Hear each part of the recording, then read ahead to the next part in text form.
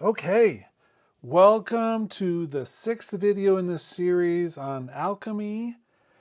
Today we're going to be looking at a few different things. We're going to start by looking at the formant filter, which is something that carries over from our last series of videos about the additive spectral synthesis engines. And then we're going to get into granular, the granular synthesis engine in alchemy. All of these are super cool. The granular, I think, is actually relatively more simple than the other two, but such is life. So we're going to start by looking at the formant option. The formant option is really a filter, and we can use it a couple different ways. Let me go ahead and initialize the preset as we do. And then you're going to see right now that this is grayed out. We're going to import a file here. And I don't know exactly if I need a specific type for this, but let's do strings. And we'll go off of our sampler instruments, orchestra, strings, full string legato. We're going to do a single sample, additive plus spectral, and then you'll see the formant option below. So this is something you have to enable at this point in the import so that you can actually take advantage of it. You can't turn this on and use it with other types. It's just these two types. So let's import. Should be a really quick import with one file. Let's push a note. You can hear the additive with all of the different partials. You can hear the spectral with the noise. Let's turn that off for a second. So it is what it is. I mean, this is not an exact recreation. It's essentially an analysis using these types.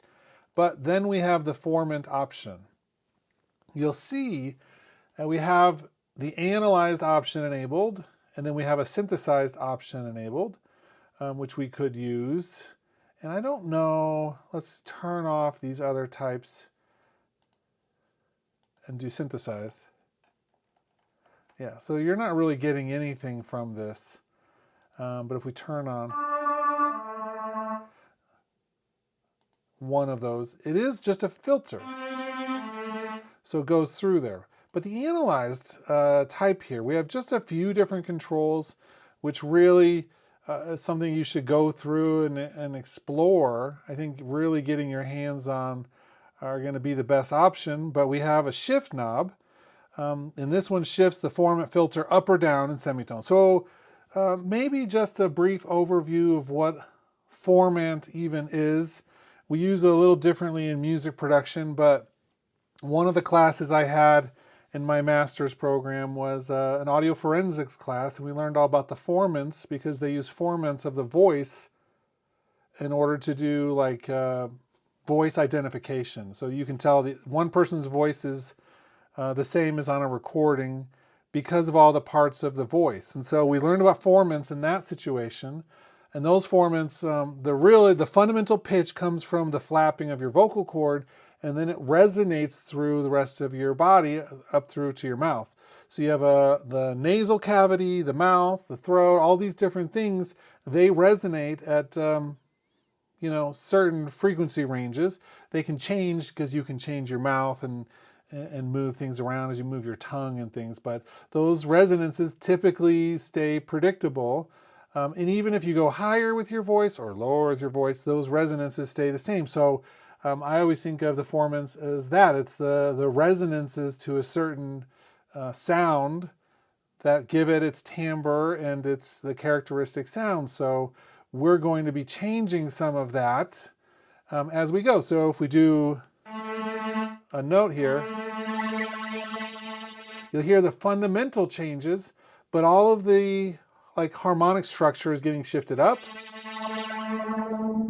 or down. So we have that ability, and then we can have a keyboard track, which means it'll go up with the keyboard and down with the keyboard, or it won't, and it'll just stay a fixed frequency all the way through. The size knob allows us to stretch the formant filter, so you can change the perceived size of the resonant chamber. That's from the manual, in case you were wondering why it sounded like I was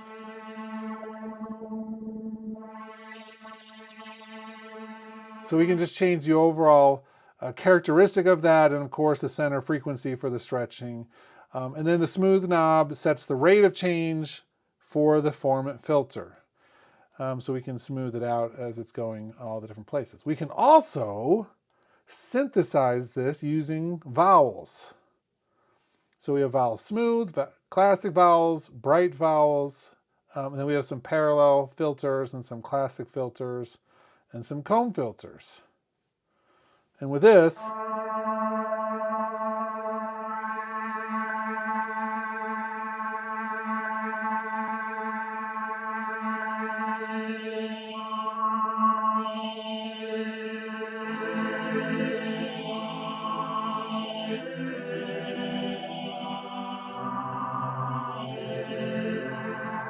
we can actually give it a voice-like quality using these different choices. So that's all the formant filter is. It's just another way to process the additive and spectral. Let's move on to what we're really talking about today, which is granular. So let's import some audio. And I actually like the strings for this. So let's do that. Single sample though. We're going to stick with a single sample for this.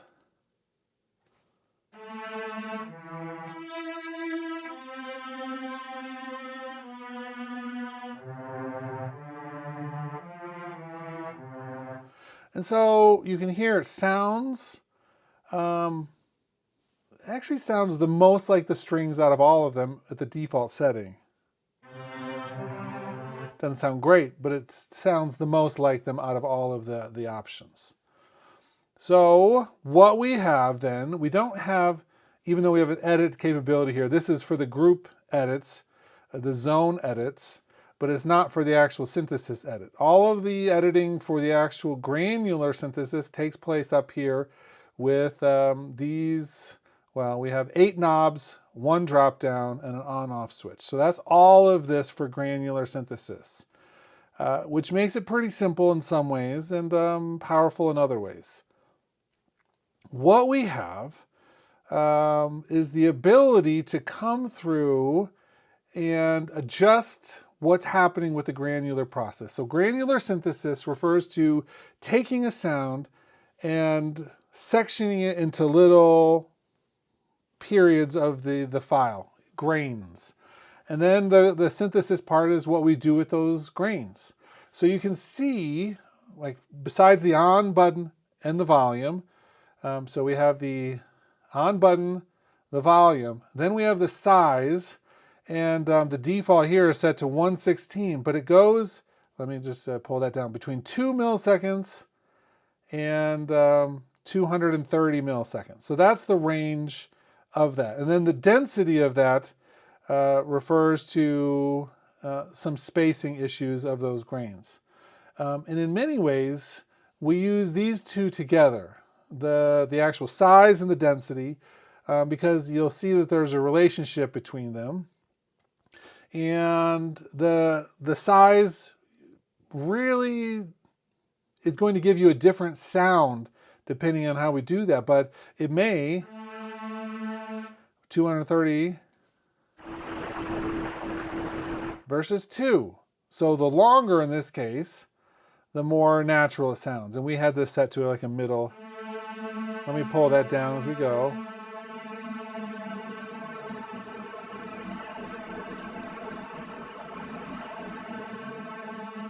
So the density refers to the overlapping grains. If we just did one, there's no overlap.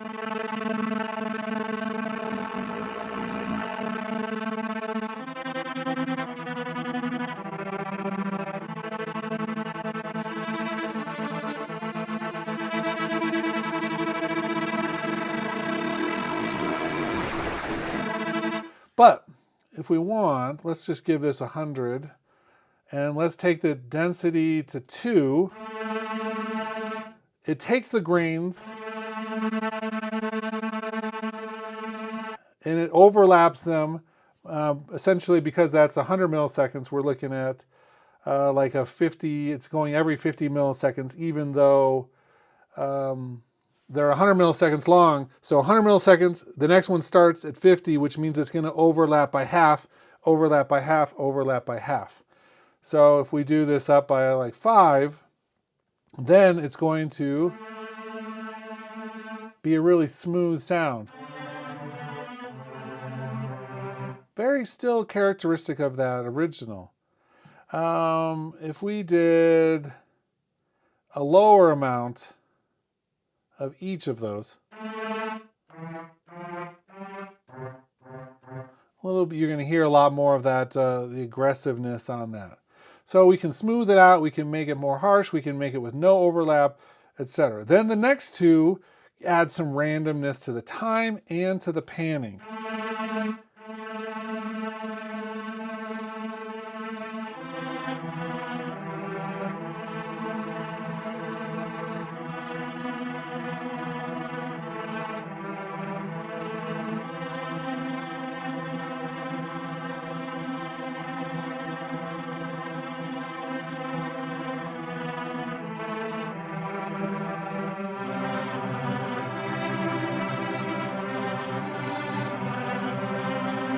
Really kind of interesting sound with that though. Okay, so that takes us down to the next row. And this is the taps. So we have number of taps, tap spacing, and then stereo offset for those taps. And with these, the taps become important because we can actually decide to have that restart. So this re-triggers the attack phase of the source, and then the spacing of that sets the spacing just between the number of taps that you have.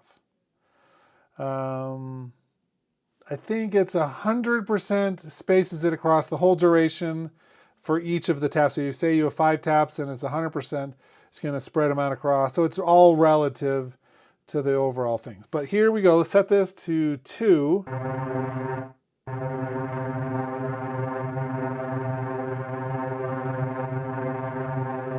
It's a little harder to hear when it's...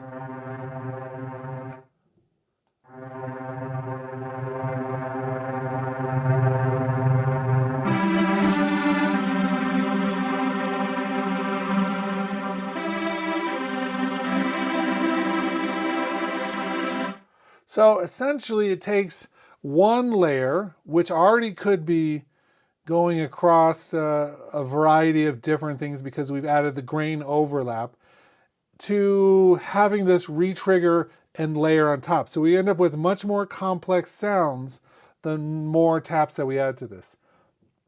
Let's initialize presets. I want to show you a little bit clearer with this what that sounds like. So let's go to our parent folder of these. We'll go to, we'll just grab the harp since it's here.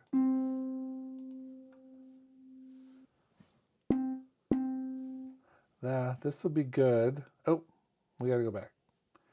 Did that wrong. And the reason I did it wrong was I just grabbed it without even looking, but I want to make sure it's on Granular. There we go. This one. Okay, cool. So with the taps, let's do 2 taps. I didn't do another note trigger. It just did it in the middle. So the overall length of that is, just over 6 seconds. So right around 3 something, we got a retap. Let's do this 23%.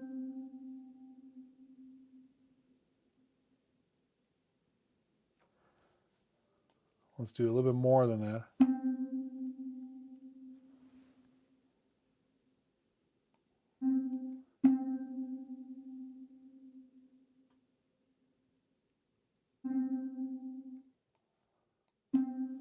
So it's pushing it later.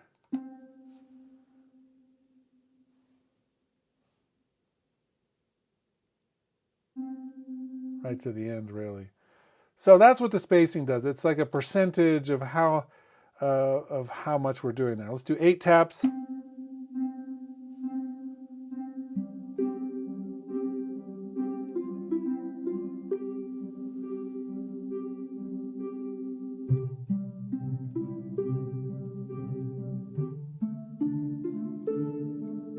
So it's like a delay in some ways, but that's fine. Let's do the size right at 100 milliseconds density.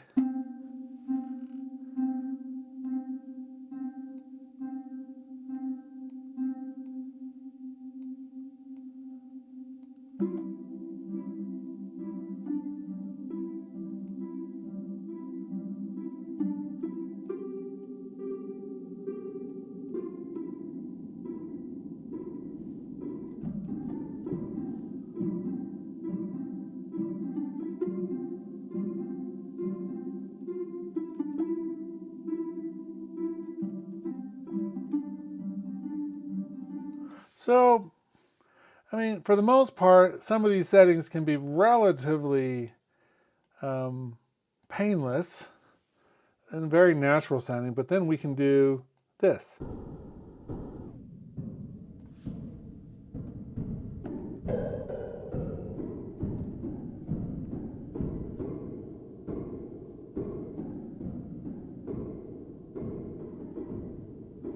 Okay. Granular. The last part of this would be the grain shape pop-up, which is right here. And so we have all these different options, 8 different options to look at. These are really designed to help change what that looks like. The envelope shape, that's with each grain. So each grain, each little grain there. I think perhaps the easiest way to understand this, because it's an envelope, is that there's a little fade in and a little fade out. But certainly the lot can play into this with that. Now, I never keep track of which ones are which on this, and so sometimes if I'm just not getting what I like, I'll be experimenting with them. I think there's probably some people out there in the world who like know what all this means in terms of the actual shapes.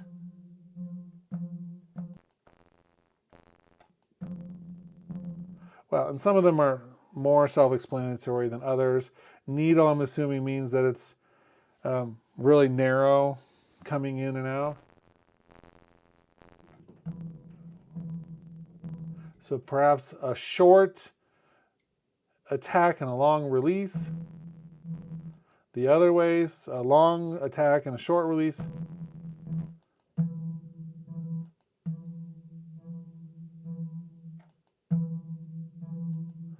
So if we really want something different, we can always experiment.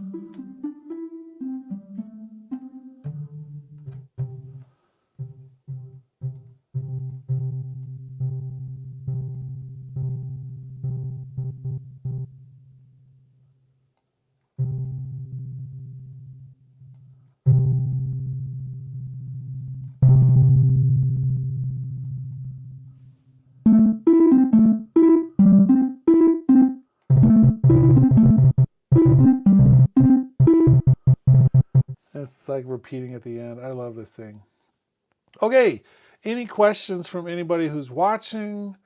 Let me know. I know there's a few of you who are on the stream right now.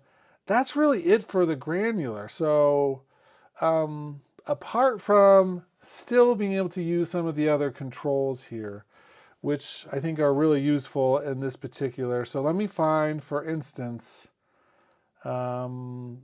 a longer sound just for a moment, like a musical thing. Let's find something musical that could work.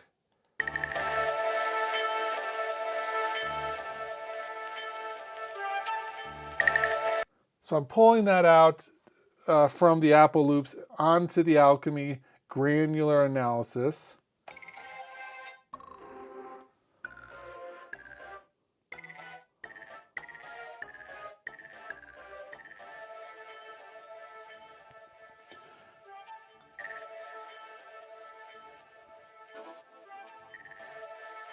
So we still have what's a decent sounding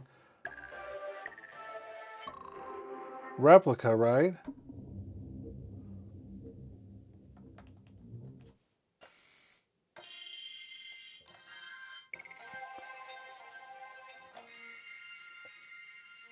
Cool. But we can also now use the positional and the speed tools for this.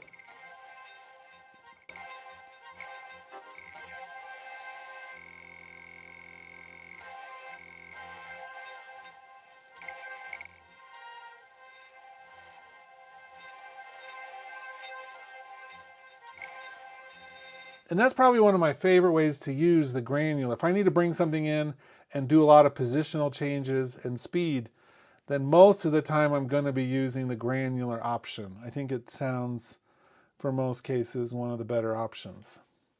And of course, that means I can then, let's see, we have position. Let's do a smart control so I can put that on, map that onto my board. I don't need anything specific. So we're going to get the parameter for this. Let's open up Alchemy again. Make it a little bit smaller. So I'm going to say learn parameter, and I'm going to move the position. You'll see that it's moving there. And then external assignment, I'm going to click or turn the knob on my keyboard.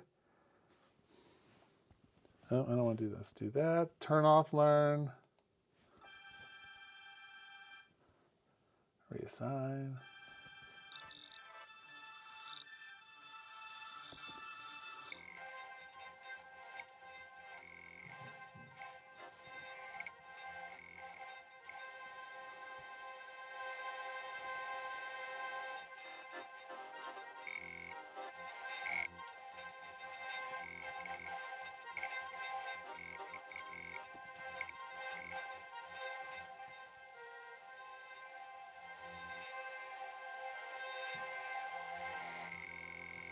And then I've got this cool way to control that sound. Now, of course,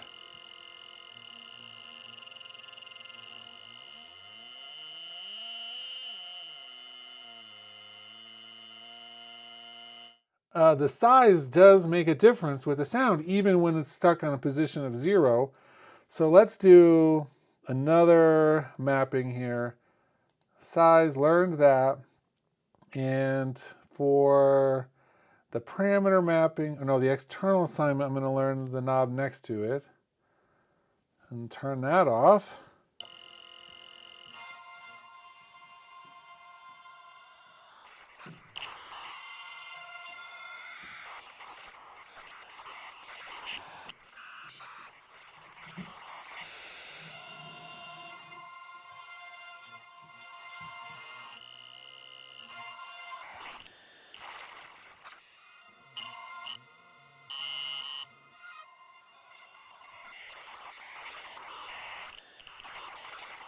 Kind of soft, I know that it is, but that original file looks a little bit soft. We could always turn it up louder if we needed to. But this is the beauty of Alchemy, right? So I've got positional, size, I mapped it through the smart controls, which Logic is so good at, and then all of a sudden I've, can really mangle the sound, and I love that. Let's do some timing.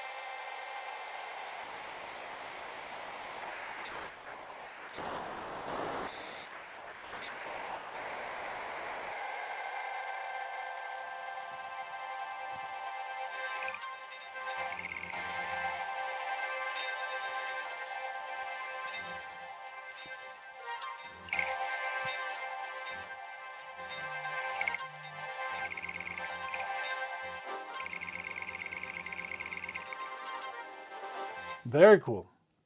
One sound, one useless Apple loop. All of a sudden becomes really interesting for the first time in its existence. Okay, cool. Well, let's see. We can do a little Q&A if anyone has any logic questions or other related things. Um, we've been going for about 25 minutes, but that's really for formant and granular synthesis types. Formant filter, the granular synthesis engine, they're pretty simple. So unless you have any other specific questions, we're going to probably keep this stream just a little bit shorter than perhaps normal.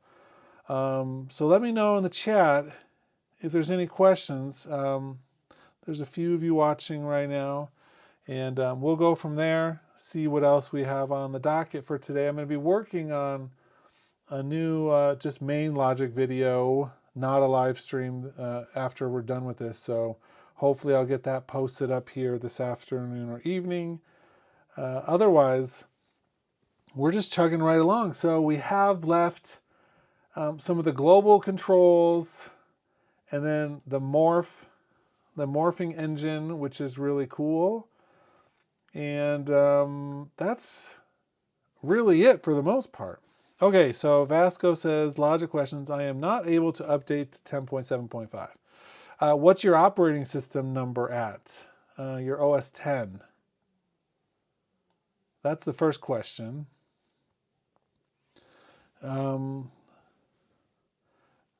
Assuming you're not on Ventura, are you on some version of Mac OS 12 at least?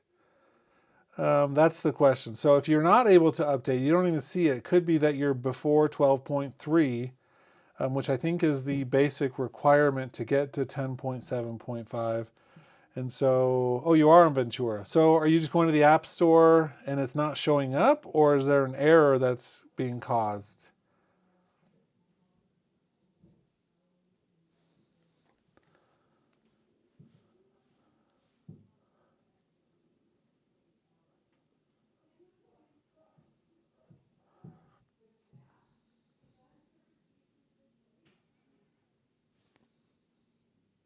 It's not showing up. Interesting. Well, if you're on the right stuff and it's not showing up, then perhaps this is a call for Apple support, because there's probably something else going on that I just don't know about. But if the only thing I can think of is making sure you're on the right, you meet the basics for that.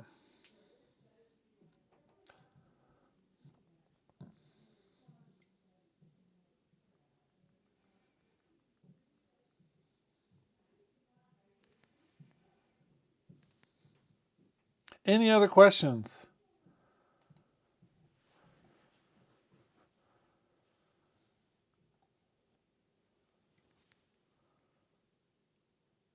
Are you using Mac Mini M1 or a pre? Oh yeah, M1. Okay.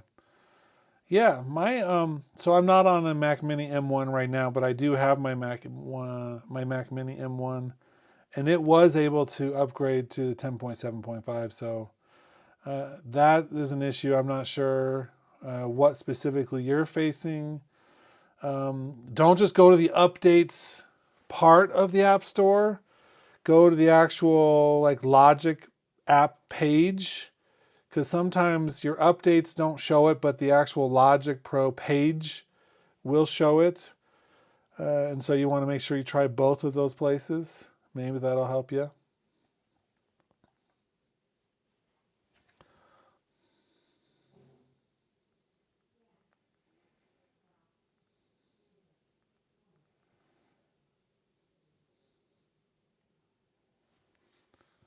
I like my Mac Mini M1. It's a really awesome box.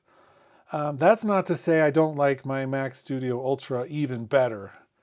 But I got to figure out what to do with the M1 Mac Mini, because I'm not using it as much anymore right now. And so we'll see what plans I have to make for it.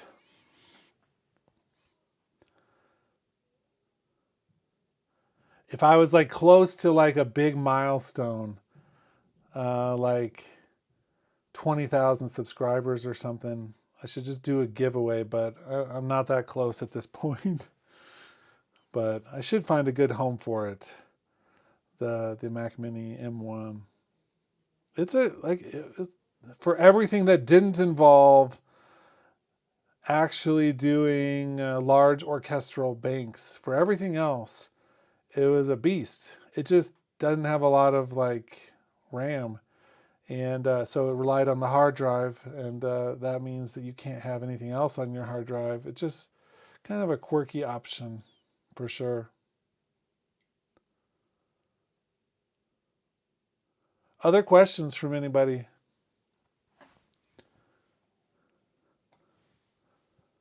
Anybody working on any cool songs? I've wanted to start on this channel a feedback day where people get to upload projects and we just open it up and do some mixing on it. We still could do that at some point, but it's a little logistically it proves to be a little tricky sometimes because so many people use third-party things, and if I don't have all of the third-party things, then it ruins the mix in the first place. But it's like anybody who wanted to send me a mix that they're doing and can illegally let me stream on YouTube without getting a copyright strike or something, then that would be something that'd be really cool. But of course, copyright issues seem to always be the catch-22 with YouTube. So that's why so much of the time I'm doing my own things instead. And I'm actually working on some new music, so hopefully, maybe at the beginning of next year, I want to do a series where I actually finally release an album of all my stuff and then do a series of videos talking about each of the tracks and things. But cool.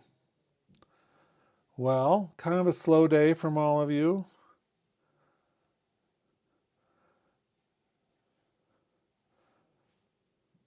I need to figure out, I want to finish this Alchemy series with the live streams because I've started it and it seems so rare that it's like so many times I've started new series and then at some point I just stopped doing them because it's like low engagement or whatever. But I really want this series of Alchemy videos to be useful for people. And so that's the driving force behind finishing this. I think there's just one more in this series. If you haven't seen the other ones, there is a whole playlist on the channel, so you can go back and see the other ones. We've covered not really the basics. I'm not into the basics for anything, but certainly we started with some of the basic concepts and then jumped into the main engines. And so if you have a decent understanding of how this tool works, then this is the right series for you to really take it to the next level. And so I think that would be really, it's a great resource. And so I think that, I think it'll be hopefully something that lives on for people to use for the next few years until, if and when Apple ever does like a revamp on it, which isn't likely. And I only say it's not likely because, it's real easy to just like pull open some of the old tools, the ES1, for instance. That hasn't changed since I was in college, and that means it's been around for a very long time. I mean, just look at the details here. This is pretty cool. It brings back a lot of memories. Oof. You can get some sounds out of this thing, though. It does work. Just doesn't do anything special. But the green, man, the green and the blue, what a combo. So I'm guessing that Alchemy will be around for a long time in its current state. Okay, well, without any other questions, we're making it to about 35 minutes. And this wraps up video number 6 in the Alchemy and Logic Pro series. And we have one more video, video number 7. I'm guessing it's coming tomorrow, so I can just be done with the series. So check back tomorrow. I'll try to post up the announcement of it being posted a little bit more time than I did today, which was about 12 minutes. And then that way some more of you can join on if you'd like. But hope you enjoyed this. Thanks for watching. And I will see some or all or none of you tomorrow. So have a great day.